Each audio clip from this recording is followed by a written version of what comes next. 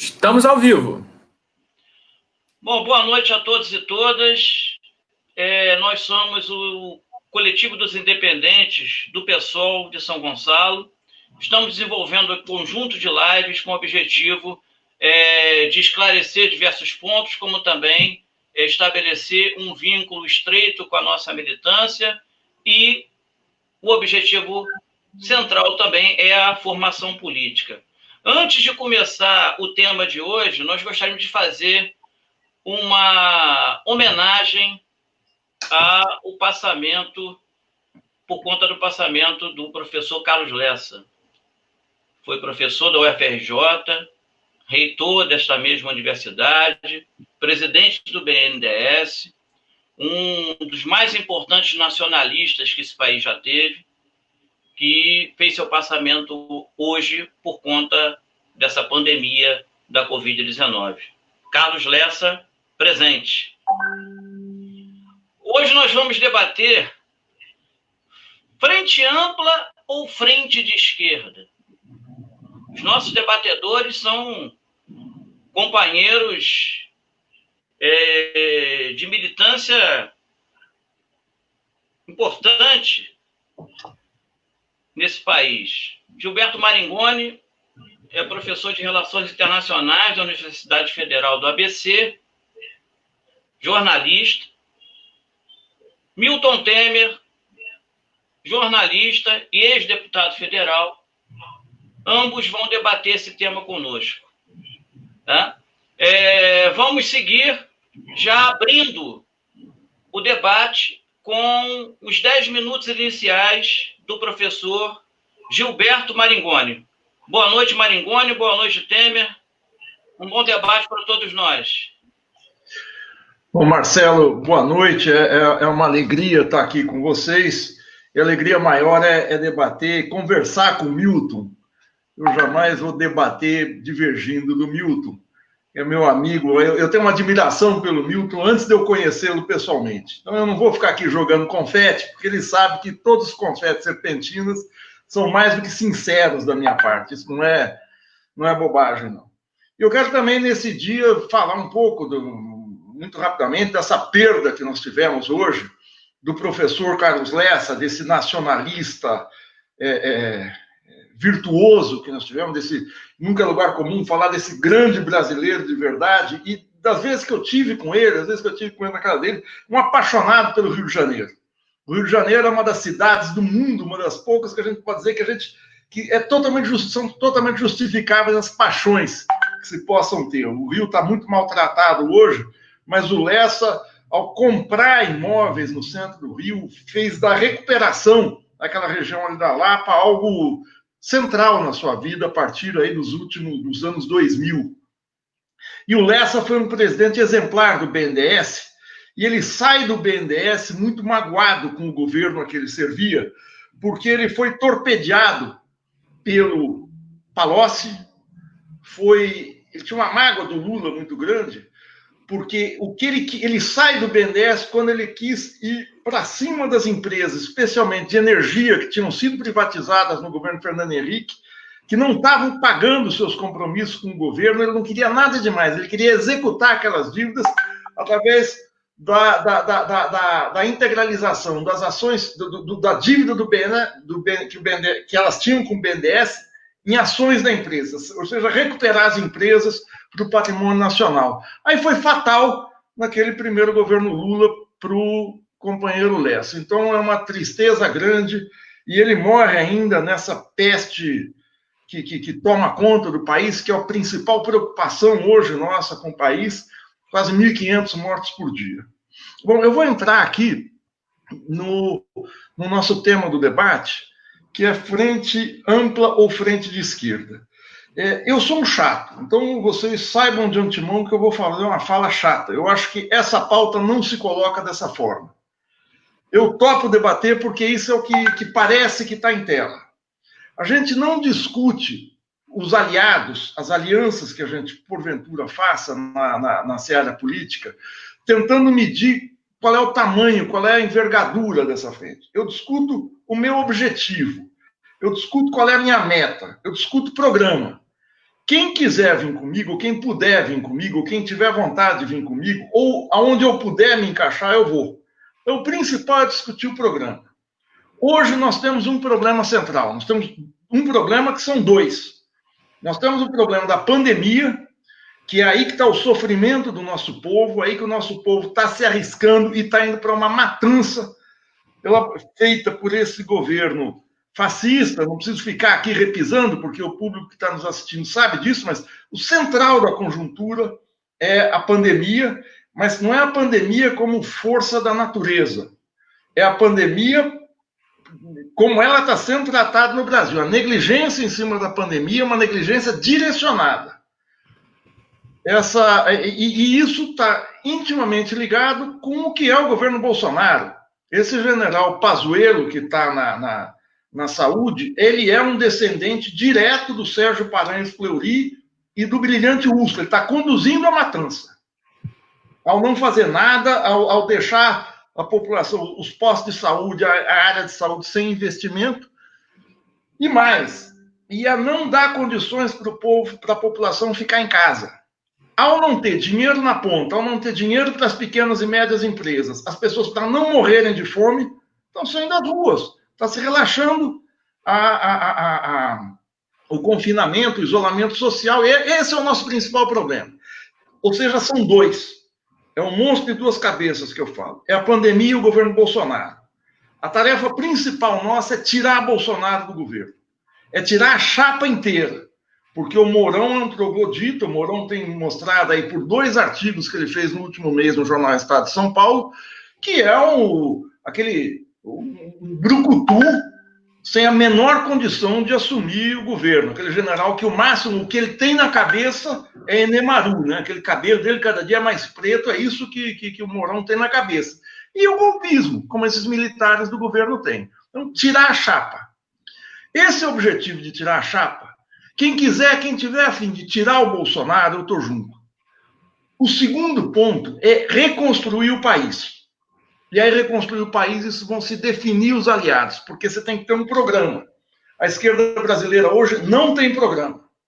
O PT não tem programa. O PT não tem. O PT é uma franquia que a cada momento ele pega, como um camaleão, ele pega o programa que está mais à mão. Então ele pode ser ultraliberal, como foi no primeiro governo Lula.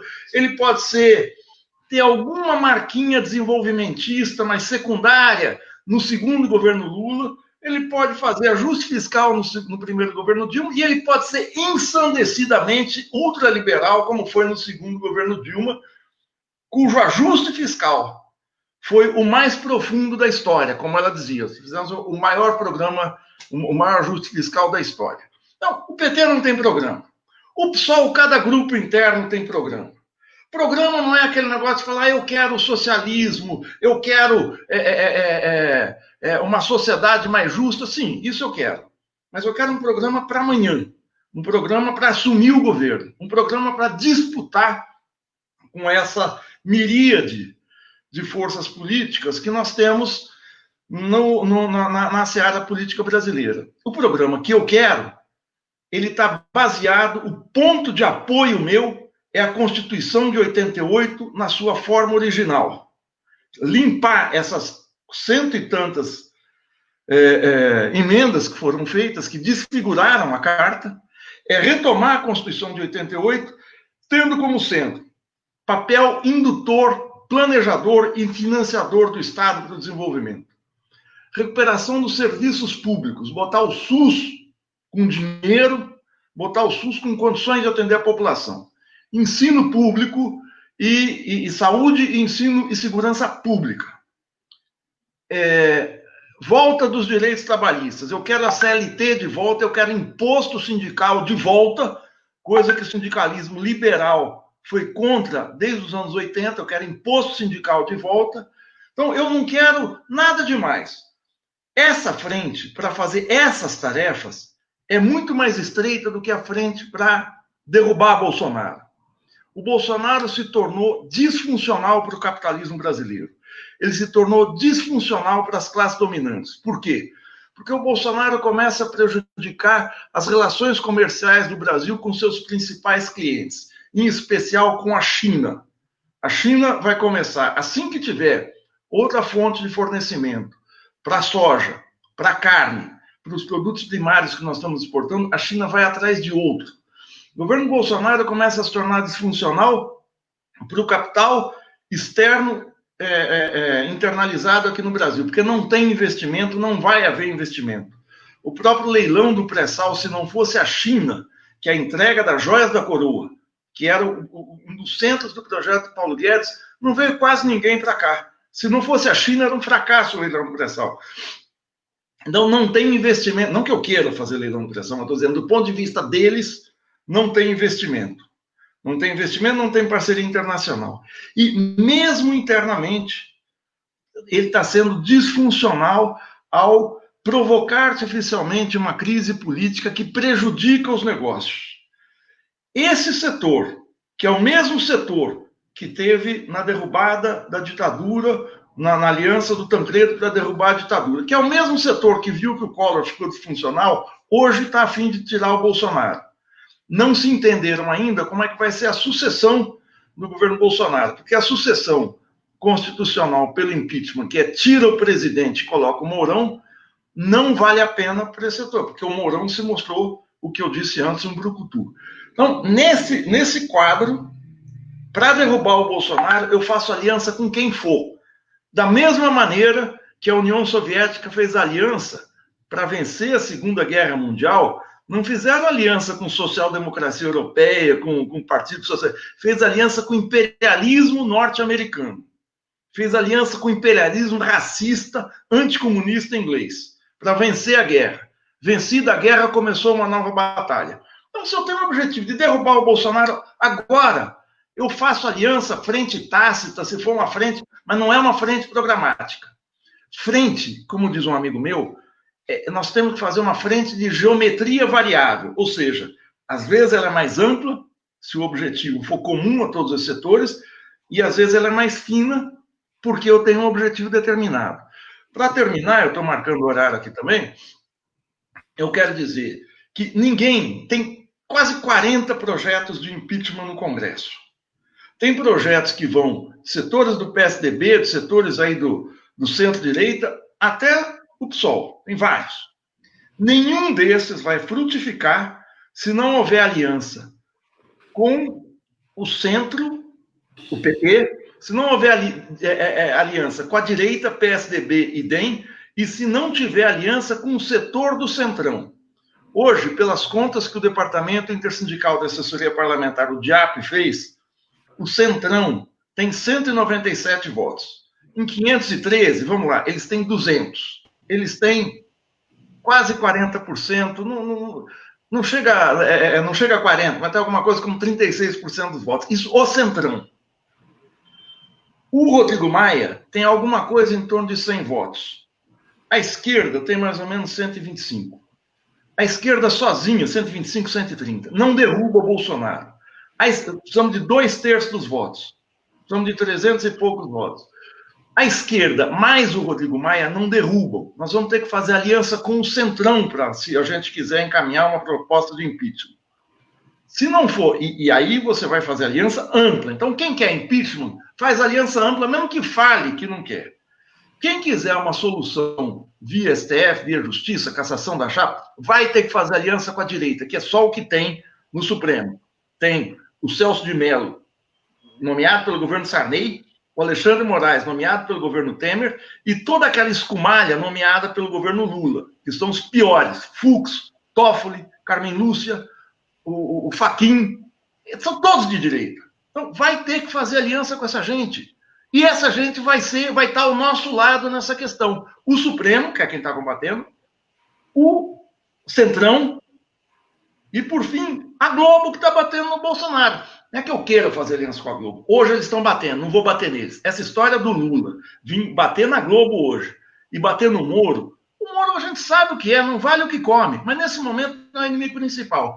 O inimigo principal é Bolsonaro e a pandemia, que são uma coisa só. Obrigado, gente.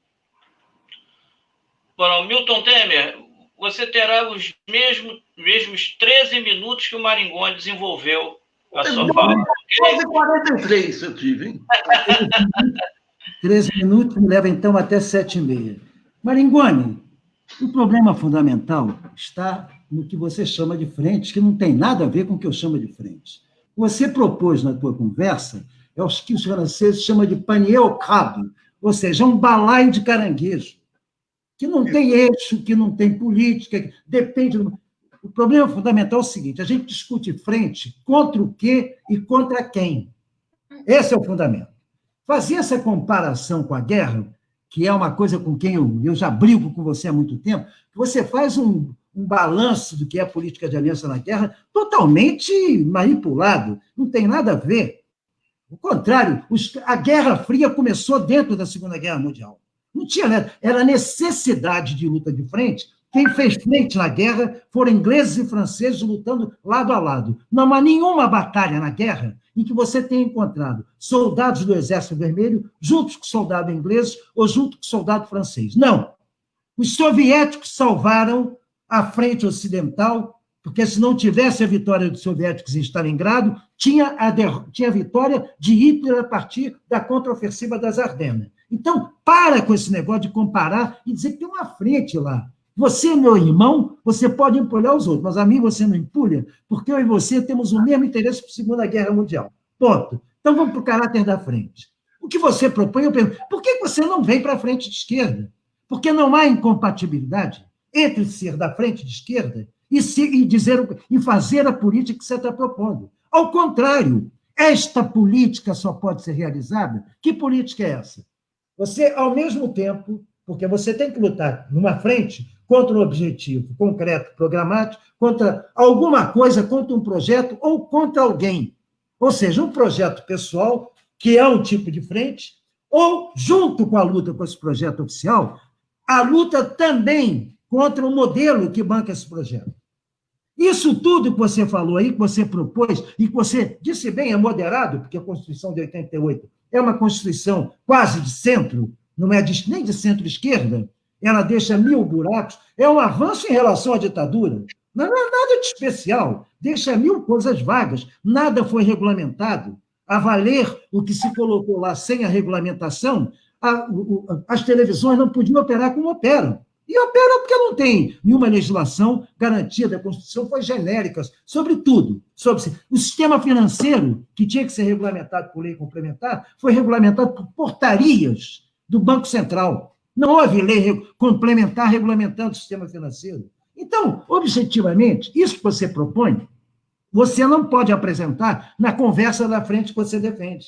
Porque se você pusesse, olha, eu quero isso, mas quero também, ao mesmo tempo, fazer uma luta para, ao fim, e ao cabo, ao fim no pós-pandemia, na substituição, se conseguirmos, da chapa em conjunto, que é o ideal, é esse mesmo, tirar a chapa em conjunto, eu pretendo que haja um programa. Este programa eu quero discutir a partir de agora. Por que eu te digo isso? Porque a direita já o está fazendo. Quando a direita e o centro têm 4 ou 5 manifestos, cada um está defendendo o seu projeto. Na direita e no centro já existem pelo menos 4 frentes. Só a frente de esquerda é que vai virar. Não, nós não podemos pensar com uma frente que seja ao mesmo tempo uma luta contra Bolsonaro e Mourão, uma luta contra o autoritarismo, porque esta é uma posição quase consensual. Esta é 70%. Isso aí já está feito independentemente da frente de esquerda. A frente de esquerda é outra coisa a mais. Ela quer que a transição, por exemplo, em que se deu a transição da Nova República, que terminou com o neoliberalismo de Collor e Fernando Henrique. Não, a nossa transição não pode mais ser pelo alto. O mundo que vem depois dessa pandemia, nós não podemos entregar à direita, porque a própria direita, dentro dela, está fazendo discussão sobre como remodelar, como fazer a reforma no seu sistema capitalista. A própria direita está fazendo essa discussão, porque sabe que não dá para ser como antes. Então, objetivamente, porque, por exemplo, a valer do nosso exemplo pessoal, eu hoje faço, por conta de estar, digamos assim, em confinamento, em casa, e fazer debate, como eu faço com você em São Paulo e eu aqui, eu fiz durante essa pandemia, eu já fiz vários debates que eu não faria se não fosse essa pandemia, porque eu sou um octogenário, eu não tenho mais paciência de ir aqui para reunir com gente. Não. Então, objetivamente, haverá uma outra realidade a disputar. E essa realidade começa agora. Começa agora com a frente de esquerda dizendo, tudo bem. Por exemplo, vou dar um exemplo prático. Este manifesto dos Juntos. Esse manifesto dos Juntos não é nada.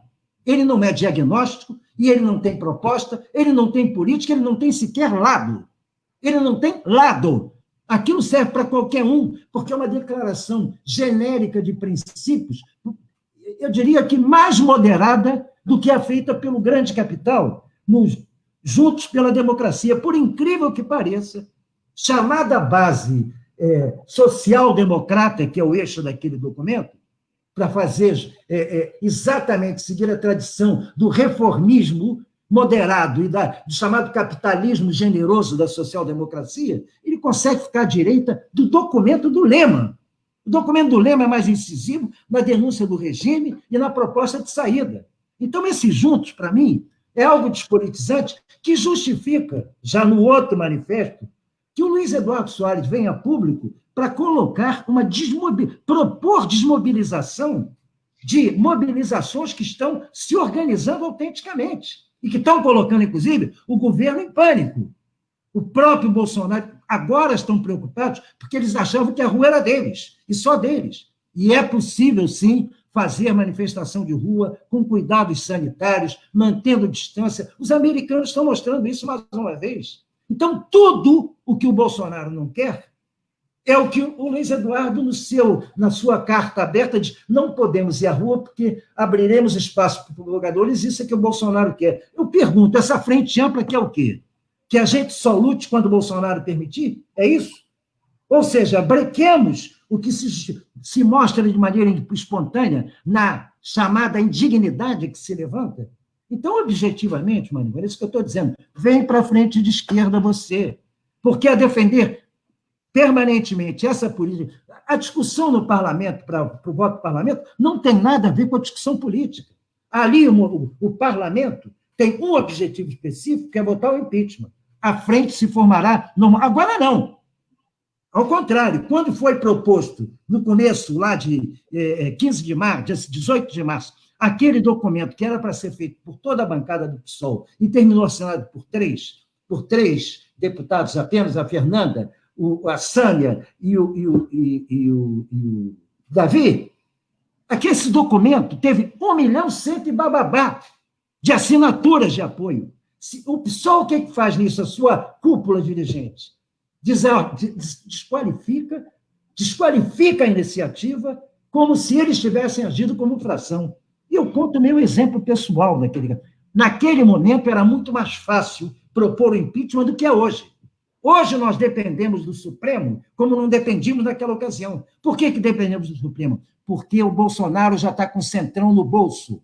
O Centrão é barato e ele já comprou o Centrão. E não há condições. É muito difícil hoje obter, dentro do plenário da Câmara, sequer a permissão para a investigação do Bolsonaro, quanto mais para o impeachment, por conta do raciocínio frente amplista, que dizia, não é o momento de fazer impeachment. Impeachment vai transformar o Bolsonaro em vítima. Eu ouvi isso de gente da esquerda. Então, esse conceito de frente ampla, ele existe principalmente quando se definem os segmentos que estão em luta. A frente ampla, ela só será ampla se a frente de esquerda for orgânica, porque a frente de esquerda é que impulsionará a frente maior e mais moderada para a posição mais avançada. Se nós entramos somente no conceito de frente ampla, o que você vê são protagonistas da esquerda assinando um documento que não tem nada de mobilizador contra o regime. Nada, não tem nada de mobilizador contra o regime. Pelo contrário, é de uma acomodação e justificativa da omissão. São documentos feitos para lavar a consciência de quem, no fundo, diz, bom, está feito, eu já fiz o que eu tinha que fazer contra o regime. Não, não é isso. É preciso que o governo entre na preocupação que está entrando, porque as mobilizações estão se mantendo. E fez bem o PT hoje, porque o PT parece que estava colocado numa frente, estava dizendo, não vamos, por causa do Covid. Não, o PT já recuou. Eu não tenho... E mais uma coisa, Marigoni, eu e você combatemos o PT, eu estou terminando, já faltam 3 minutos. Combatemos o PT desde a conciliação de classe, não é só no ajuste fiscal da Dilma, não. Nós o combatemos desde a contra-reforma, da Previdência que o Lula fez especificamente contra os servidores. Foi ali que o PSOL nasceu. O PSOL nasceu na denúncia da conciliação de classe. O PSOL nasceu para dizer que isto que estava acontecendo só pode ser debatido e combatido com uma concepção de partido anticapitalista, com estratégia de um novo tipo de sociedade. Então, o PSOL nasce e se torna protagonista em vários parlamentos com essa posição. Ultimamente, entrou numa linha, sua direção, não sua base social, nem sua representação parlamentar, pelo contrário, os parlamentares têm lutado muito bem, de acomodação. E é por que entrou nessa linha? Porque, de repente, um sentimento de medo, ou seja, diante de um regime autoritário que cresce, ao invés de enfrentá-lo, nós ficamos em casa porque não podemos provocá-lo. O que quer dizer isso? Esse é o eixo daqueles documentos. A frente de esquerda existe, e se organizar não é para que a frente seja estreitada, é para que a frente seja ampla, mas sabendo que dentro dela já tem uma corrente organizada importante que luta pelo pós, não só derrubar o Bolsonaro, mas derrubar a essência do seu regime. Ou seja, fazemos a unidade do parlamento parlamentar para o voto, mas vamos mobilizar com caminhos distintos, com marcação de nossa posição e não submetidos à linha que eles impõem nos seus manifestos. Vem para a esquerda, vem para a esquerda. Bom, antes de passar para o Marcelo Almeida, que vai ancorar aí o nosso debate, eu gostaria de dizer para vocês que está bombando a nossa live, inclusive pessoas de fora do estado do Rio de Janeiro. Não? Também com 2 debatedores de dimensão nacional, nós só poderíamos ter esse diagnóstico. Né? Marcelo, então, Marcelo, você comanda agora aí, vê aí as perguntas da produção e vamos ver o chat também, ok? Um abraço. Certíssimo, vamos lá. Vou botar mais lenha nessa fogueira aí, né? Que acho que é o que é mais interessante. Falando em frente ampla e frente mais especificamente de esquerda, isso não é uma novidade, né? Já aconteceram outras vezes. Teve a frente ampla criada contra o próprio regime militar, o nosso regime militar em 66, que unia João Goulart e Carlos Lacerda, e isso acabou, mesmo assim, sendo caçada poucos anos depois, acho que antes do AI-5, essa frente ampla que tinha Carlos Lacerda, o próprio Kubitschek, acabou sendo passada. Em Portugal, contra o salazarismo, também teve uma frente de esquerda, e não uma frente ampla, ao contrário do Brasil, quando o salazarismo caiu. Uma grande diferença dessas 2 frentes, claro, uma deu certo, a outra não, mas nas propostas, né, vamos pegar por propostas, a frente de Portugal conseguiu fazer reformas, né, estruturais no país, conseguiu botar em pauta a reforma agrária, conseguiu botar em pauta algumas reformas de base, como o Gilberto falou, né, imposto sindical, essas coisas assim. Então, a minha questão é a seguinte: se tendo uma frente ampla, vamos colocar na ideia da frente ampla, uma frente de esquerda dentro dessa frente ampla conseguiria impor as suas pautas progressistas, ou isso seria uma coisa para se discutir depois? Tipo, é possível fazer as pautas da esquerda se tornarem hegemônicas dentro dessa frente ampla, ou seria preciso abrir mão dessas pautas agora, mas com uma frente de esquerda pronta para, depois dessa queda do Bolsonaro, essas pautas poderem afluir e tentar ganhar hegemonia dentro da democracia restabelecida? Não sei se eu fui claro. Uhum. Certo? Posso falar, Milton? Já que o Marigoni começa você. Eu vou pegar uma frase de um autor que eu gosto muito, acho que o Milton não conhece porque ele não tem essa erudição toda. O João Saldanha dizia o seguinte: briga não tem regra. Meu colega de praia, meu amigo. Briga não tem regra. Então, não é difícil você pressupor que você vai ter hegemonia ou não. Isso quem vai dizer é a luta política concreta. Na acumulação de forças que você vai ter peso ou não nessa frente. Agora, eu sinceramente, eu cheguei a 2020 aqui espantado e boquiaberto ao ver Milton Temer tendo a mesma posição do Lula. O Lula fala a mesma coisa que o Milton Temer fala desses abaixo-assinados. Eu assino todos. Eu assino todos. Eu não vou contra nenhum. O Lula vai por outros motivos, claro, Milton, isso eu sei. Eu não quero te pegar no pé desse jeito. Mas a questão é a seguinte: esse manifesto Juntos é um manifesto entre tantos. O texto é anódino, eu sei disso, mas ele junta setores que precisam estar juntos nessa fase da luta. Eu não posso, antes de ter o defunto, acaba sendo uma comparação infeliz nessa situação de pandemia, mas antes de saber quem é a pessoa, eu não posso fazer o terno, não posso costurar o terno.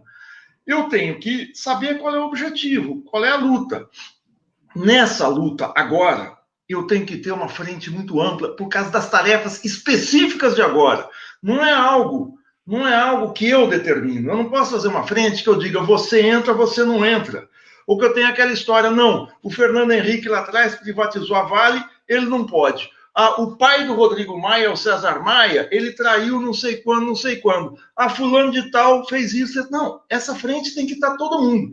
A ditadura só caiu quando o presidente do partido da ditadura, o Sarney, e grande parte do partido de sustentação, que era a Arena, mudaram de lado.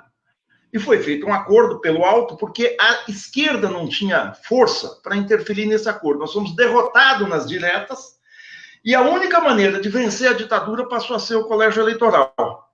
Corretamente, os setores mais consequentes da esquerda foram para o colégio eleitoral e derrotaram a ditadura. Se a maioria da esquerda tivesse tido a posição que os setores mais inconsequentes da esquerda tiveram, que eram de se abster, Figueiredo estava lá, tinha continuado terminado seu governo. Houve uma aliança com a direita, e ali, na correlação de forças concretas da sociedade, não é porque ninguém traiu ou deixou trair, porque não existia condições de avançar mais do que aquilo, naquelas condições, é que a ditadura cai na mão dos liberais. Então, não depende da frente de esquerda. Eu faço frente de esquerda para os objetivos que eu quero. O Milton fala que o PSOL é um partido anticapitalista. Não é. A gente sabe que não é. A gente não consegue fazer um programa. Cada grupinho tem um programa. Inclusive, quando eu tinha... eu dentro do PSOL também. Quer dizer, cada um... Nós não conseguimos fazer um programa desenvolvimentista, um programa que rompa com o neoliberalismo para depois avançar para um programa mais definido. O que eu quero agora, eu quero o seguinte, eu quero um programa para começar amanhã, eu quero verba para o SUS, eu quero acabar com o teto de gastos, eu quero acabar com os constrangimentos, eu quero acabar com as milícias, eu quero que o Supremo vá para cima das milícias, e para isso você tem que ter força. Não adianta fazer declaração de frente de esquerda, frente ampla, porque isso não resolve. Eu repito, para derrubar o Bolsonaro via impeachment, eu não sei então por que quem não propõe uma frente ampla entrou com um pedido de impeachment. Porque para fazer o impeachment tem que fazer uma frente, eu digo, com o centrão, com a escória da direita. Vai ter que se aliar, vai ter que cabalar voto dentro do Congresso. Coisa que o Milton conhece bem o que é o Congresso, embora o Congresso do tempo dele não fosse tão ruim como esse agora. Mas tem que cabalar voto na direita. Então não é questão de fazer aliança, é uma investida pontual. Eu tenho que ter esse tipo de gente comigo. Só para terminar, nós tivemos uma grande vitória no 1º de maio, que as centrais sindicais concretizaram uma frente ampla, que foi do PSOL ao Lula, a CUT, a Força Sindical, até o Fernando Henrique. Eu achei muito bom o Fernando Henrique estar no 1º de maio, porque mostra o seguinte, o descolamento de um setor da direita do governo.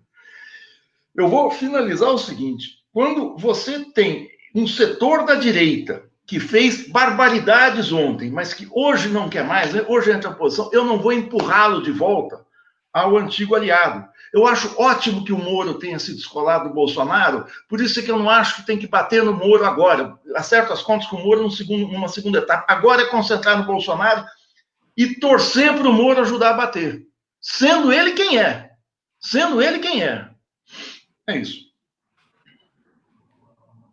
Sou eu a responder? Eu não sei se eu respondo a pergunta específica, eu acho que eu vou tentar responder as duas coisas. A pergunta específica e ao que o meu irmão Maringoni, irmão camarada, companheiro, isso aí é um dos maiores talentos, eu digo, ele se subestima como talento artístico e como escritor e como desenhista. Isso é uma figura maravilhosa, que eu não sei como é que não está na frente esquerda. Mas vamos lá. Objetivamente, quando você coloca que tem que ter força, você começa ao mesmo tempo a matar essa força na medida em que você dilui. Quando você falar em teto de gastos, você vai dizer isso para qual dos documentos que você assinou?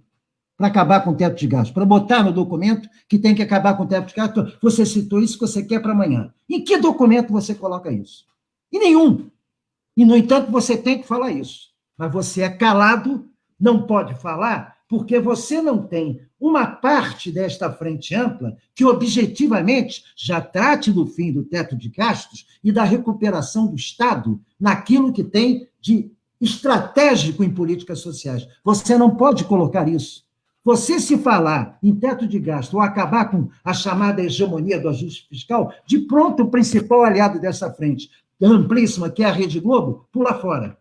Porque a Rede Globo, não, de jeito nenhum, a Rede Globo é capaz de chegar a um acordo com o Bolsonaro, se chegar à conclusão que o Bolsonaro muda de comportamento, para com a gritaria e entrega realmente o governo ao Paulo Guedes. O que a Rede Globo tem dúvidas é quanto ao que querem os militares de fato. Eles têm aquela dúvida, no fundo, os militares têm, como aconteceu agora nesse chamado Plano Brasil. Esses militares dessa geração, na grande maioria, são neoliberais, são de direita. O Mourão, inclusive, se declarou fã de Médici e adversário de Geisel, porque Geisel era muito estatista, mas nem isso dá para convencer os maganos do grande capital brasileiro. Então, eles querem tirar. Se ficar claro para eles, tirar o Bolsonaro e botar o Mourão com bom comportamento para fazer a política do Paulo Guedes, eles fecham o acordo e nos deixam sem, sabe como é? Tirar a escada e você fica pendurado no pincel. Vou dar um exemplo claro disso. E vou usar as características que você usou toda hora, Segunda Guerra Mundial. Eu hoje faço um balanço trágico da Segunda Guerra Mundial e fico pensando o que nós perdemos, porque, por conta dos acordos feitos pós-Segunda Guerra Mundial, uma coisa é o Stalin da Guerra Mundial, heróico, na frente do Exército Vermelho. Outra coisa é o Stalin de Potsdam e Yalta, onde ele fez acordos pelos quais submeteu, por conta do prestígio da União Soviética, o Partido Comunista Francês, Maurice Thoré, e o Partido Comunista Italiano, cujo secretário-geral era Palmiro Togliatti, a não avançarem na tentativa de transformar a guerra de libertação em algo mais avançado que correspondia a uma revolução dentro da França e da Itália.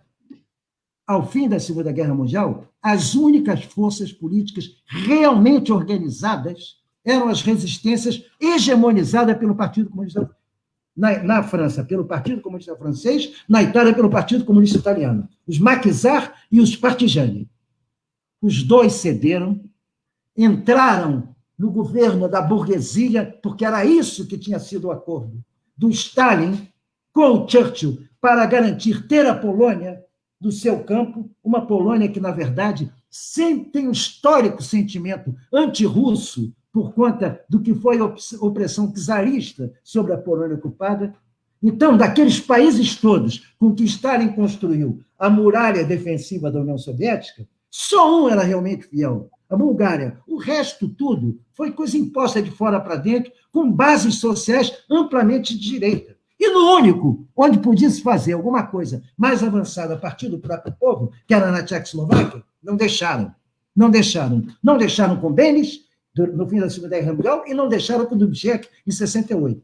Então, objetivamente, impuseram a Palmiro Togliatti e a Maurice Thoré ceder a liderança da frente para a burguesia e 2 anos depois, menos de 2 anos depois, foram varridos do governo tranquilamente. E aí já não tinham mais as armas, porque devolveram as armas, que foi uma das condições de acordo para eles entrarem no governo. Enquanto isso, ali do lado, na Iugoslávia, uma situação muito mais complexa, porque é uma série de nações e países com idiomas diferentes, culturas diferentes, religiosidades tratadas em intensidades distintas. Um maluco resolveu bancar. Disse, não vou fazer acordo com a burguesia. A luta de libertação nacional vai ser, simultaneamente, uma luta de transformação do país num país socialismo. País socialista, libertário, autogestionário, um modelo que nós temos que ficar muito atentos, porque é muito bem elaborado, o chamado José Broz Tito. Tito fez, encarou Stalin, encarou Churchill, encarou Roosevelt. E conseguiu, tanto que os Balcãs, a complexidade do Balcã, depois que o Tito foi embora, resolveu-se a intervenção americana e inglesa, não teve dificuldade de desmontar tal a complexidade. Mas foi a Iugoslávia, e, aliás, existe uma célebre entrevista do jogador de futebol, Petkovic, na Globo News, naquele programa da Ana Maria, de manhã, em que ela tenta falar, mas o autoritarismo na Iugoslávia, e o Petkovic, é claro, eu quero dizer que eu tenho muita saudade daquele tempo, porque não tinha ninguém desempregado. E todos estavam com sua vida arrumadinha. Ele disse isso na Rede Globo. Todo mundo sabe que Petkovic é sérvio. Ele é sérvio de nacionalidade. Então, esse é o quadro concreto que você está colocando. Não há como fazer uma frente ampla avançar quando a esquerda não marca a sua posição nessa frente. Formar uma frente orgânica de esquerda não é negar uma frente ampla. É apenas ter um núcleo operando já com a perspectiva de construir o posterior a partir de agora. Por isso que você colocou aí, pelos problemas que você colocou agora, que são impossíveis de você colocar dentro da frente ampla. Ou você acha que a frente ampla vai topar discutir o fim do teto de gasto? O Lehmann, ou, por um acaso, Fernando Henrique Cardoso, por um acaso, esses que assinaram, a grande parte do que assinaram esse documento, vão topar discutir o fim do teto de gasto, vão topar discutir a anulação da contra-reforma brutal da Previdência, que privatizou a Previdência e atendeu aos desígnios da grande banca. Duvido. E, no entanto, o manifesto da grande banca fala em fim da desigualdade, mas eles não vão topar nada disso. Então, objetivamente, Maringoni, a frente, só a possibilidade de ter uma frente ampla que seja eficaz. Não confunda a frente, a luta social, com a luta dentro do parlamento. São duas coisas diferentes. Duas coisas diferentes. A luta dentro do parlamento se dá por interesses distintos daquele que se dá na sociedade. O impeachment dentro do parlamento hoje não passa. Hoje não passa nem o pedido de investigação. O Supremo pode pedir autorização para investigar, porque o Supremo pode determinar que haja uma continuidade da investigação sobre Bolsonaro. Mas quem dá autorização é o Congresso. Não existe voto no parlamento, como existia antes, mas as cúpulas partidárias dos chamados progressistas estavam preocupados com a frente ampla e não queriam provocar Bolsonaro. Não queriam transformar Bolsonaro em vítima, como eu ouvi de alguns protagonistas. Não é a hora, vamos esperar o bom momento. Eu pergunto, quem é que vai determinar o bom momento? É o momento que o Bolsonaro disser, agora vocês podem ir para a rua que eu deixo? Não, isso se conquista. Ou se conquista, ou estaremos esmagados sem resistência. Beleza, voltando aqui. Quer fazer alguma réplica? Alguma... Não, se ele quiser réplica, eu faço treta. É claro. O Marcelo, eu queria fazer uma... O Marcelo Saraiva tem uma pergunta para fazer. O Sidney tinha, mas ele caiu. Está com problema na conexão dele lá. Então, o Marcelo Saraiva tem mais uma questão. Aí vocês podem recomentar durante a pergunta do Marcelo. Vai, Marcelo. Bom, independente das posições, nós estamos falando aqui com dois quadros importantes da esquerda brasileira, né? Então, eu gostaria de saber de vocês dois o seguinte: quais são os aspectos que a esquerda brasileira tem que defender hoje num programa? Gostaria de ouvir vocês dois sobre isso. Qual é o programa, um programa para a esquerda, para tirar o Brasil desse atoleiro? Maringoni já enunciou a maior parte deles. Então vai você. É o gancho do Milton Temer. Não, Maringoni, eu assino embaixo. Maringoni vai propor. Acho importante vocês colocarem com mais clareza aí para quem está nos acompanhando. Com mais calma, vamos dizer assim, pontualmente. O meu programa, o programa que eu sempre defendo, é o seguinte: é o Estado no centro da articulação econômica, o Estado no centro da economia. É um programa desenvolvimentista e popular e nacional. É aquele, hoje, fortalecer o SUS, serviços públicos, obras de infraestrutura e recuperar direitos. Esse é o meu programa. base a Constituição de 88. É isso, eu estou contente com essa história. Agora, eu quero só falar em cima do que o Milton falou, algumas coisas. Eu quero ir para o concreto. A principal questão que interessa aos trabalhadores hoje é a pandemia. Não é o socialismo. É poder sair de casa e ter dinheiro, ter comida na geladeira, poder saber que os filhos não vão morrer, que a senhora da favela não vai ter que ir trabalhar, deixar o filho na mão da patroa e acontecer a tragédia que aconteceu em Recife.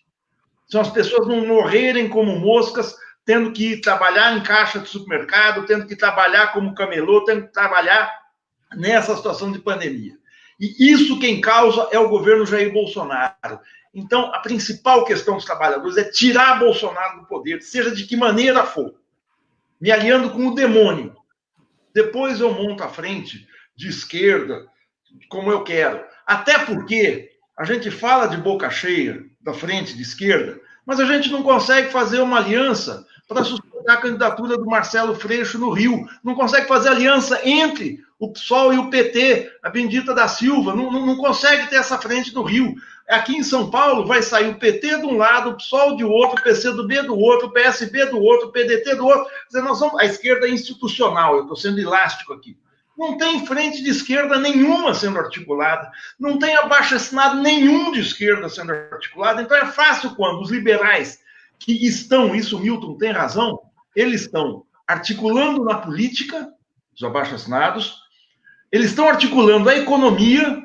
Quem viu semana passada um debate na Câmara dos Deputados que reuniu Edmar Baixa, Armínio Fraga, Rodrigo Maia, a economista-chefa de um desses bancos, acho que do Santander, para discutir como é que vai ser o ajuste fiscal pós-pandemia, os caras não conseguem pensar o Estado funcionando. Eles já estão nessa ansiedade, o ajuste fiscal tem que voltar. Eles começam a tremer, a suar frio. Não, tem que cortar. Então, eles estão se articulando, nós não estamos.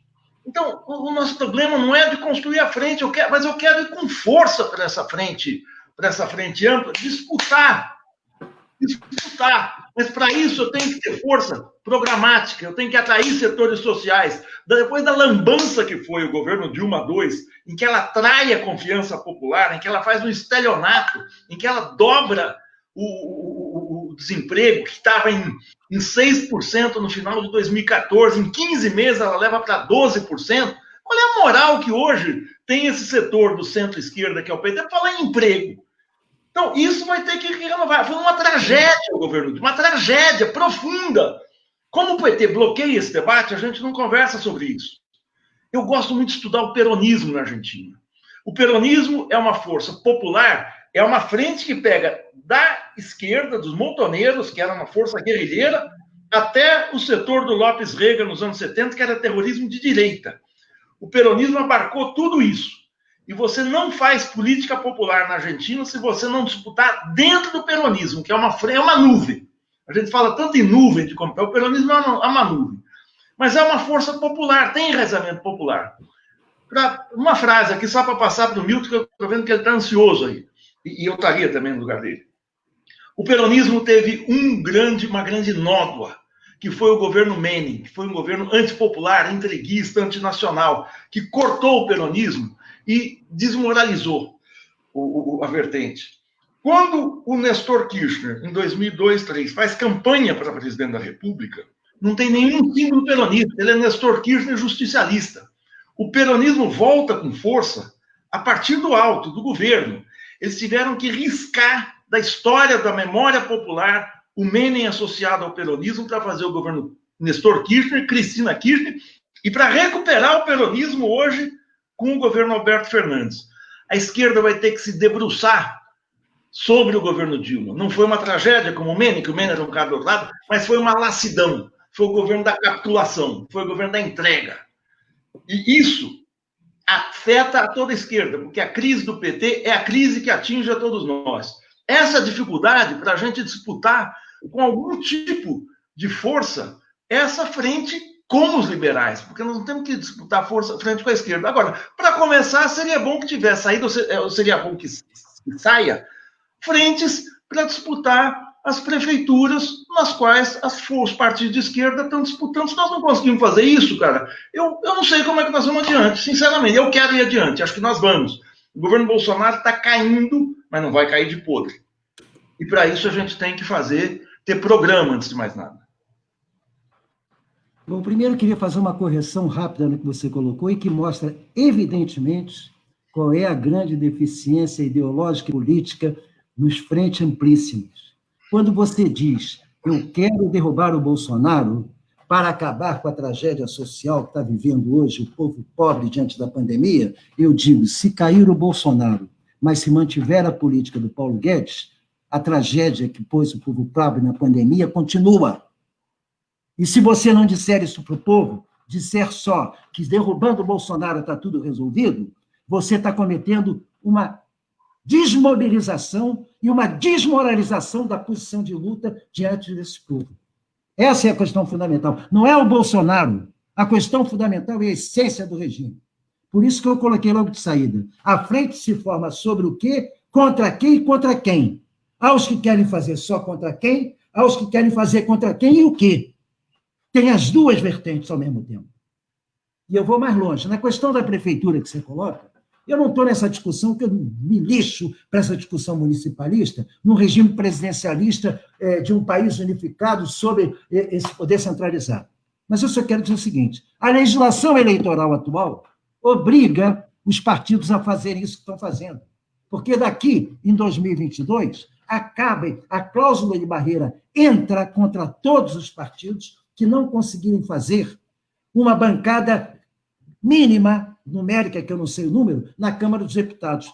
Para fazer essa bancada mínima, o que acontece na campanha da prefeitura que leva a essa tendência? Cada partido, para defender esta bancada, vai para a tendência de lançar o candidato próprio. Vou te colocar um problema concreto do Rio de Janeiro. No caso do Freixo, fazer uma aliança com o PT, com o PDT, com o PSB, quantos mais tivesse, pior seria. Sabe por quê? Porque a coligação feita em torno da candidatura majoritária, não se transfere para a candidatura proporcional. Então, o que aconteceria? O Freixo teria um tempo enorme, ou o candidato, o cargo mais expressivo, teria um tempo enorme. Agora, embaixo, o que aconteceria seria outra coisa. O Freixo deixaria de ser candidato do PSOL, porque haveria, no tempo de televisão do PSOL, pequenininho para os proporcionais, muito menos candidatos a vereador do PSOL carregando o nome do Freixo do que nos outros partidos. O tempo do PT, do PDT, do PSB, principalmente das pessoas, é muito maior do que o tempo do PT. O PT tem uma fração de um minuto. Então, dentro desse quadro, existe a tendência natural. O próprio PCdoB, que não tem nada hoje, quer lançar candidatura própria, porque isso, pelo menos, pode puxar uma bancada, pode ajudar a eleger vereadores que potencialmente serão candidatos a deputado federal para garantir o quórum mínimo que não fará os partidos desaparecerem na cláusula de barreira. Esse é o problema fundamental, Maria. Não tem nada a ver com concepção frentista ou falta de articulação da esquerda. Tem nada a ver. Isto vai acontecer na esquerda e na direita, nos dois lados, porque cada um tem que cuidar da sua bancada pensando na cláusula de barreira. Então, eu queria só concluir com isso, Maria. Você defende, você já reduziu muito agora o programa. Você antes falou em teto de gasto, já baixou, já está em SUS e infraestrutura, programa desenvolvimentista. O programa desenvolvimentista não é aceito por 2/3 dessa frente que você propõe. Você não pode falar na tua frente, dentro dessa frente, propor que um manifesto cite a recuperação porque o programa desenvolvimentista depende da frente defender também o fim do ajuste fiscal. E eles não topam. A Rede Globo bota para fora. Elimina da conversa quem propuser isso dentro da frente. Só uma frente de esquerda, num debate real e aberto, pode dizer isto não adiantará, isso que o senhor está propondo, a gente topa no Congresso para tirar. Eu quero mais, porque no Congresso não tira o Mourão. Só tira o Mourão no TSE. No Congresso só tira o Bolsonaro e mantém o Mourão. Para tirar os dois, tem que ser no TSE. Então, nós temos que concentrar uma pressão social agora para que o TSE se sinta fortalecido para votar contra, porque as denúncias sobre a ilegalidade começam no próprio Bolsonaro. O próprio Bolsonaro disse que houve fraude na eleição e nunca ninguém cobrou dele. Que fraude? Onde é que está a fraude que o senhor denuncia? Ninguém cobrou isso dele. Então, objetivamente, ao invés da gente dizer a gente não se une, vamos trabalhar para unir. Eu vi um seminário do PT nesse fim de semana, promovido por um grupo específico, que é o grupo da esquerda. A partir de um manifesto escrito por Breno Altman, por Walter Pomar, por Rui Falcão e por José Genuíno, um seminário sobre qual é a frente justa. Ele tem a certeza que aquele seminário influenciou a posição do Lula, porque neste seminário, o Zé Genuíno, que a gente conhece de longa data como o setor mais moderado dentro do PT, defendeu nada mais, nada menos que para que haja democracia na luta contra o fascismo do Brasil, é preciso que haja uma frente de esquerda, progressista e socialista, dito pelo Zé Genuíno. E eu me lembro, só vou terminar por aqui, o Slavoj Žižek, no livro... Parou? Alô? Acho que o Temer caiu. Deu uma travada lá. Deixa eu ver se ele Eu quero falar, eu queria que ele ouvisse. Acho que ele caiu. Ele caiu. O Sidney também está com dificuldade de entrar. Posso falar? Posso falar? Vai, Maringoni. Pode ir. Claro. É o seguinte, é pena que o Milton não está ouvindo. Gente, nós estamos com 1.500 mortos por dia. Está tendo uma matança nesse país. Estamos com 35 mil mortos. Isso aqui, em menos de um mês, vai dobrar. Essa é a questão para ser discutida. Contra isso vale tudo. Contra isso é todo mundo que puder estar junto nessa questão. Já não pode abstrair, sair do concreto. Eu sou muito afim de discutir a Segunda Guerra, o Stalin. Eu acho que o Milton faz uma leitura criativa desse negócio. Mas nós temos uma questão emergencial, que é a vida das pessoas, que é a fome, que é o desespero. E essa questão é que tem que ser colocada. Para isso eu vou unir com o diabo, com o demônio que for, para tirar o Bolsonaro. Não é real que tirar o Bolsonaro não adianta nada, adianta muito, desorganiza o lado de lá, desorganiza a extrema-direita. Então é essa a questão, é a fome, é o desespero, as pessoas na rua não têm o que comer, estão deixando seus filhos serem mortos. Essa é a questão concreta, é isso que tem que mobilizar a frente. Eu não quero entrar, claro que eu quero uma definição de programa, verba aqui. Se tiver verba para o SUS, está excelente para mim. Há 5 anos o SUS do governo Dilma, governo Temer e governo Bolsonaro agora. Estão arrebentando com o SUS. Não tem leito, não tem respirador, não tem UTI.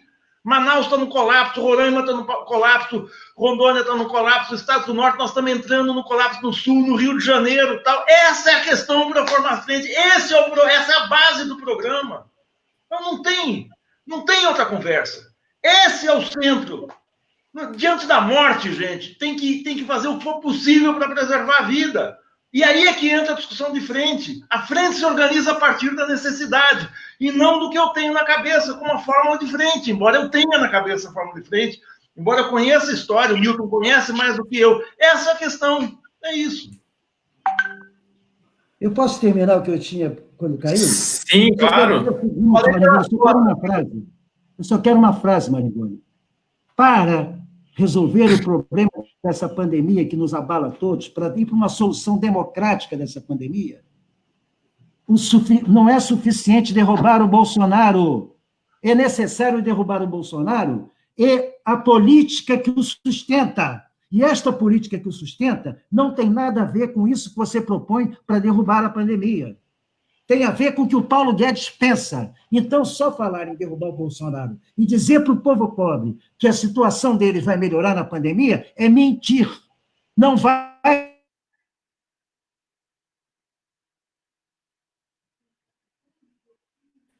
Travou de novo lá.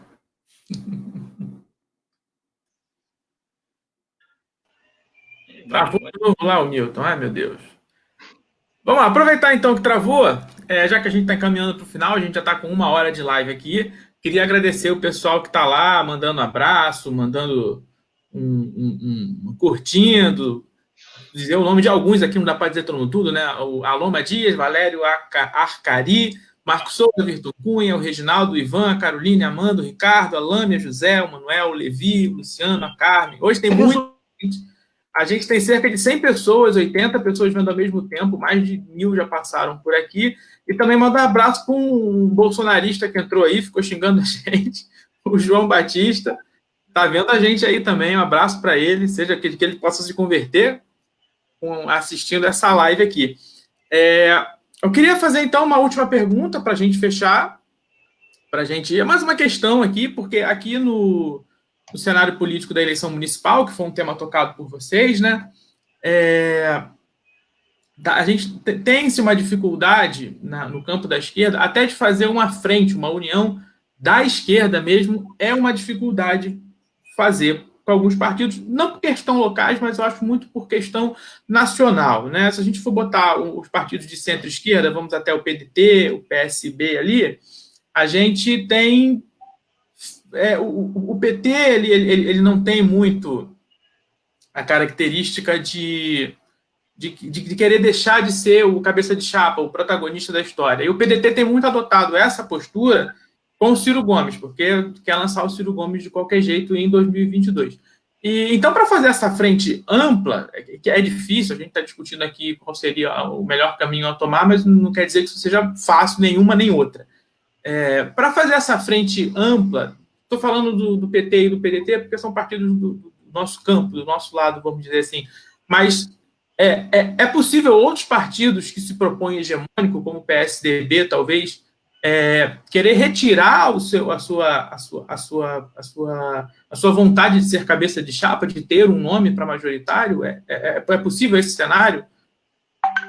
Olha, sério, eu acho essa discussão... O PT tem uma coisa assim... eu continuo achando, eu estou raciocinando em termos dessa questão da pandemia. Eu acho que essa questão do PT ficar com cabeça de chapa, eles vão ter. O Gilmar Tato em São Paulo. Eu fui da executiva do PT com o Gilmar Tato. Tá bom, tem cabeça de chapa. Agora tem a cabeça de chapa, é aquela história. É a hegemonia para você ser a cabeça do cocô do cavalo do bandido. Quer dizer, mas ser hegemônico. É o que o Lula queria na eleição de 2018. Ele queria ser hegemônico dentro da esquerda. Teve a sua vitória. O Bolsonaro foi eleito. Agora, o que nós precisamos ter agora é o combate principal. E isso é que vai capacitar a esquerda, ou seja, quem for, para a eleição. Não existe uma separação de chapa ou não, agora, nesse momento. Agora, nesse momento, é salvar a vida. Dentro da oposição é muito difícil fazer isso. Agora que o Milton está no ar, falar, tem uma diferença brutal combater a pandemia com o Bolsonaro e sem o Bolsonaro. O Bolsonaro é o fascismo. O Bolsonaro tem que ser tirado de cena. O Bolsonaro não tem conversa. Então, porque você baixa a temperatura, você reprime esses grupos fascistas na sociedade. Você consegue reprimir, porque é pior do que o Paulo Guedes. É pior porque é uma coisa que é antipovo total. Eu estou lendo uma biografia do Mussolini. Mussolini é o símbolo do fascismo. Ele e Hitler são o símbolo do fascismo. Mussolini era nacionalista. Mussolini não declarou guerra aos setores, aos comunistas, aos setores que o combatiam dentro da Itália. Mas ao trabalhador italiano, ele não fazia isso que o Bolsonaro faz. O Bolsonaro é pior que o Mussolini. O Bolsonaro está colocando nessa questão da pandemia, é uma câmara de gás ligada 24 horas. É o terror. Então, toda a política tem que girar em torno disso, e não em torno de vamos fazer chapa ou não. A chapa vai ser constituída a partir da pandemia. E a frente, a partir desse combate, nós não podemos, a priori, determinar qual é o tamanho da frente. Ela faz parte... Maringoni, me responde uma pergunta. Quem é que falou primeiro em Fora Bolsonaro? Eu ou você? Talvez você... Eu falei fora Bolsonaro. Quando você e vários outros, inclusive eu coloquei isso em discussão no Facebook. O que me assustava eram os quadros da esquerda, há 2 meses atrás, dizendo que não podia falar em fora Bolsonaro, porque não havia um bom momento para isso. Não havia. Nós já estávamos na pandemia, eu já estava isolado aqui. Então, objetivamente, naquele momento, era muito mais frágil a situação dele porque ele estava envolvido ainda naquele crime de... Hoje já não se fala mais em crime de responsabilidade, ele ia encontrar o povo na rua. Ele havia traumatizado a nação com aquele primeiro encontro na rampa. E ele não tinha base no Congresso para resistir ao impeachment. E vocês trabalharam contra, dizendo que tem que esperar o bom momento. Então, não me dê aula de que tem que derrubar o Bolsonaro, porque eu falo isso antes de vocês. A outra coisa fundamental é o seguinte, mas eu insisto, eu não sou falacioso de dizer publicamente que derrubando o Bolsonaro eu resolvo a pandemia, porque o Paulo Guedes e o Ricardo Salles propõem coisas muito mais duras do que os próprios militares na questão da pandemia. Quem passa e aceita a questão do Congresso por R$600, por quem tem jogo político, não é o Paulo Guedes, não, é o Bolsonaro. Se dependesse do Paulo Guedes, era R$200. Era o que ele queria dar, e é o que ele quer fazer quando terminar agora. E o Bolsonaro, que joga política e pensa eleitão, já está dizendo, não, nós vamos prorrogar esses R$600 mais 3 meses. E o Paulo Guedes já está falando em sair, porque o projeto dele não admite nem isso. Imagina, e o pior, ele tem cobertura da direita e da TV Globo para isso. Vamos tirar o Bolsonaro em tempo, como me lembra um companheiro meu do meu grupo do Almoço de 4, que você está sempre com a gente, um amigo dele que é do Grande Capital, dizendo, nós temos que tirar ele antes de outubro, porque em outubro ele nomeia alguém para o Supremo. Porque ele dá insegurança. Dá insegurança para essa gente, para o que eles querem. O que eles querem é tirar o Bolsonaro, se possível botando o Mourão, para fazer a política do Paulo Guedes, e estamos conversados, julgando na nossa fragmentação. E, ao contrário do que você diz, nós precisamos resistir às duas coisas. Se a direita tem esse acordo, não quero tirar o Bolsonaro, eles querem tirar o Bolsonaro para o oposto da gente. Eles querem tirar o Bolsonaro para continuar a política que gerou essa crise. Nós não podemos aceitar, porque se eles, ao menos nos documentos, mesmo que o papel aceite tudo, eles impõem no documento absoluta despolitização, e nós aceitamos como se... Que frente é essa? Uma frente que, quando o pessoal se manifesta para ir à rua, espontaneamente, tomando cuidados, como tomou em São Paulo, ao invés de dar cobertura e condenar a polícia militar pela repressão, essa frente vai para público pedir em carta aberta para não ir para a rua, fazendo favor a Bolsonaro, que ficou assustado quando se apresentou essa possibilidade de ir para a rua. Eu sei que você não está nessa. Boulos, ainda bem que o Boulos representou nesse caso específico, coisa que ele nem sempre fez durante a campanha junto com o PT, mas ele agora, botando o MTST vai para a Avenida Paulista, distribuir máscara e vai tentar organizar e disciplinar dentro das condições sanitárias. Vai distribuir máscara feita pelas cooperativas do pessoal do MTST. Então, objetivamente, isto foi barrado. Não foi a direita que disse não vão para a rua, não. Não foi o Lehmann, não foi nem o Fernando Henrique que disse não vão para a rua. Quem disse para não ir para a rua foi um dos líderes da social-democracia brasileira. Essa biruta de aeroporto que já esteve em todos os governos. Todos. Garotinho, Lula, todos. Benedito, onde estiver ele está. E eu não sei por que ele é considerado um mentor intelectual dessas operações. Esse é que é o problema, Maringoni. O que você quer, eu quero. Mas não diga, não divulgue que o fundamental é derrubar o Bolsonaro, porque eu acho que o fundamental é derrubar o Bolsonaro o Mourão no Supremo e ter uma nova eleição direta. Esse é o fundamental. Porque aí sim nós podemos mudar esta estrutura de governo. Derrubar o Bolsonaro para botar o Mourão com o Paulo Guedes, quem quer é a Rede Globo e o Fernando Henrique. Eu não quero. Nem você quer. E não pode dizer que quer, porque senão você não está querendo combater a pandemia naquele povo pobre que está sendo atacado por ela. Porque o povo pobre vai continuar submetido a uma legislação de que lhe tira os direitos sociais, que dá direito ao patrão de demitir, até há pouco tempo demitir com a prefeitura pagando a indenização. Até revogaram isso.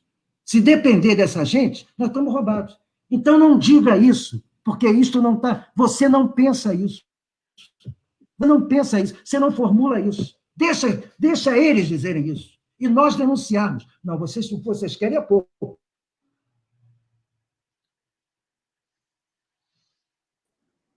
Novamente, parece que deu problema lá. O Sidney já deu problema, full assim, foi embora. Mas eu acho que deu para entender aqui. A gente já está com mais de 1 hora, está com o tempo estourado, então a gente vamos fechar a live aqui. Não sei se o Milton consegue voltar.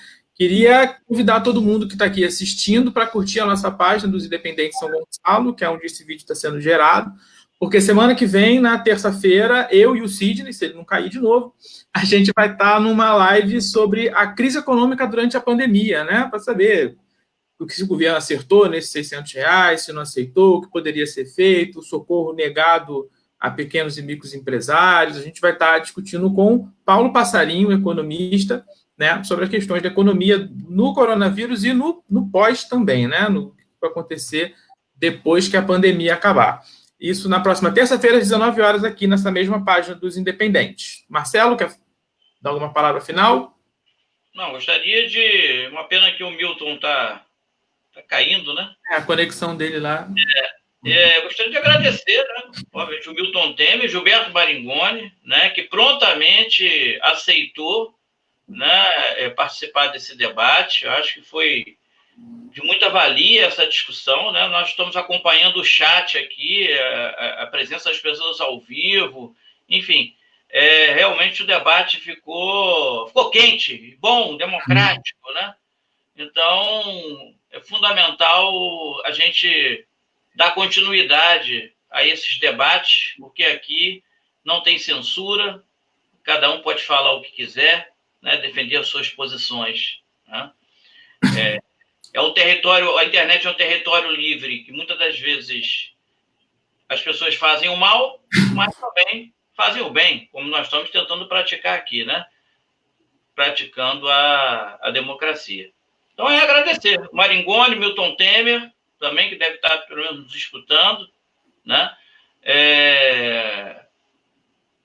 Por essa oportunidade aí que nos deu de participar da nossa live no Campo dos Independentes aqui em São Gonçalo. Obrigado. Obrigado, gente. Um grande abraço. Estamos aí nessa luta contra a pandemia e Bolsonaro. Essa é a questão aí. Está voltando aí. E cortando a mim, porque só corta a mim, pô. E a minha internet não é ruim.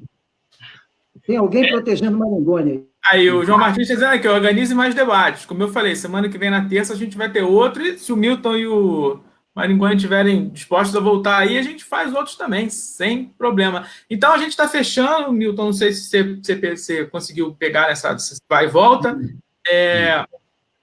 O Gilberto já fez a fala final de despedida, a gente também já se despediu. Aí, eu já faria o que eu tinha que falar. Eu quero agradecer esse trabalho excelente que vem sendo feito pelo Núcleo São Gonçalo, dos Independentes de São Gonçalo. Eu acho que vocês estão dando um exemplo no momento em que eu que sou fundador desse clube, sócio fundador, fico muito preocupado com a descaracterização a partir da cúpula, acomodação, um imobilismo que faz com que o chefe de torcida da Gaviões da Fiel chega ao ponto de dizer nós vamos para a rua porque os partidos não estão indo para a rua. Então, isso é lamentável. Eu sou da velha guarda. Eu costumo dizer que eu sou meio, sem comparação com a importância histórica, evidentemente, mas eu sou meio Apolônio do PSOL. E eu tenho no Maringoni um irmão, um amigo, um camarada. Vocês não têm ideia de quando eu e ele sozinhos estamos discutindo, a quantidade de palavras. Tem mais palavrão do que na reunião do mafioso. Mas quase faz beijo na boca quando a gente conversa. Exatamente. Mas, entendeu? Então, nós fazemos jogo aberto, nós não estamos disputando espaço nem garrafa. Nem eu, nem Maringoni disputamos garrafa no PSOL. Nós dois não disputamos garrafa no PSOL. A gente fala o que pensa, nós somos independentes, não temos corrente específica. Numa hora eu estou com os temas.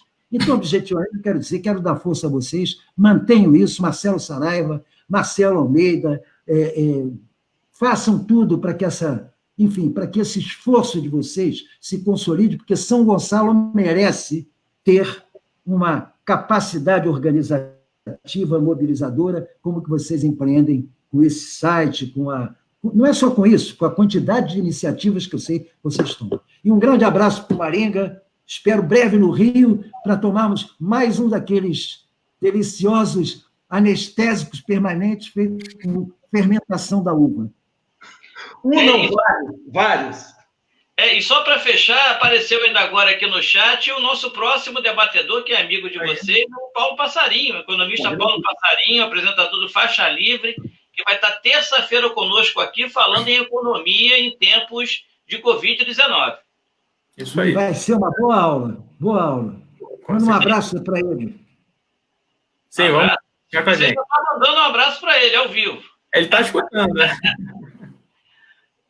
Pessoal, então valeu. Terminamos? Terminamos? Terminamos. Então, gente, boa Vamos ver, vamos lá. todo mundo. Até a Luta próxima. que segue. Luta Luta que que segue. Luta que segue. Tchau.